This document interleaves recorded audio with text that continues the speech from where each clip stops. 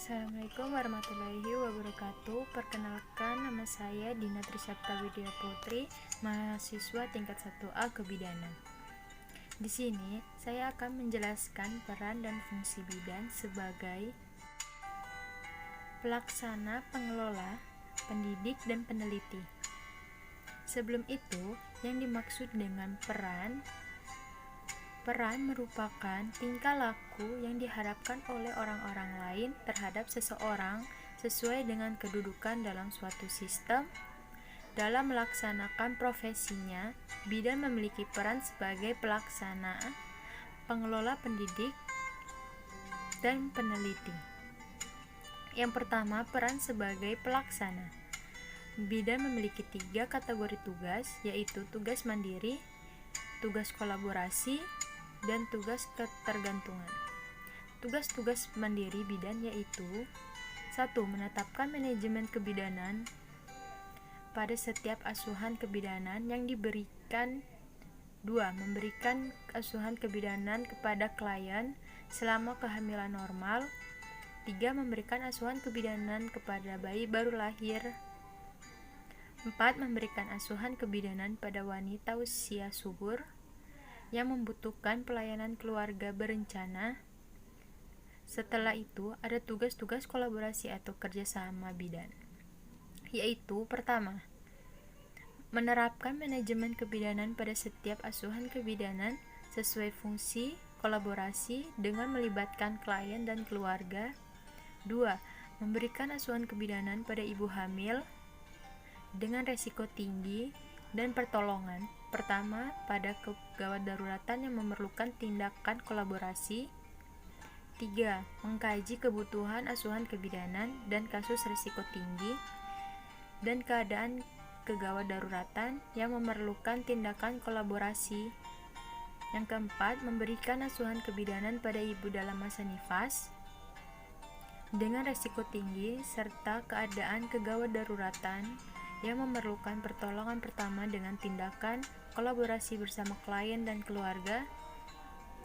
Selanjutnya ada tugas-tugas ketergantungan atau merujuk bidan, yaitu pertama, menerapkan manajemen kebidanan pada setiap asuhan kebidanan sesuai dengan fungsi keterlibatan klien dan keluarga.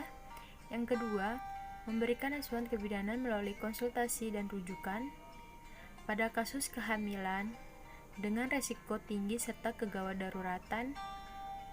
Yang ketiga, memberikan asuhan kebidanan melalui konsultasi serta rujukan pada masa persalinan dengan penyulit tertentu dengan melibatkan klien dan keluarga.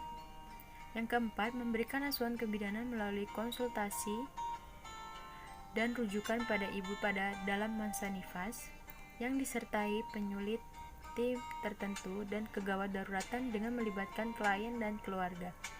Yang kedua, peran sebagai pengelola. Sebagai pengelola, bidan memiliki 2 tugas. Yang pertama, mengembangkan pelayanan dasar kesehatan di wilayah kerja.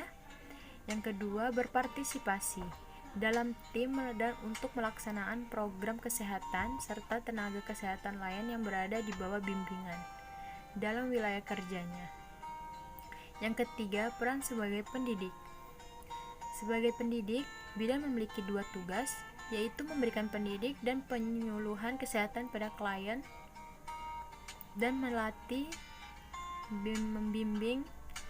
Yang keempat, peran sebagai peneliti atau investigator. Bidan melakukan investigasi atau penelitian terapkan dalam bidang kesehatan baik secara mandiri maupun berkelompok, yaitu yang pertama, mengidentifikasi kebutuhan investigasi yang akan dilakukan. Yang kedua, menyusun rencana kerja pelatihan. Yang ketiga, melaksanakan investigasi sesuai dengan rencana. Yang keempat, mengelola dan menginvestigasikan pada hasil investigasi.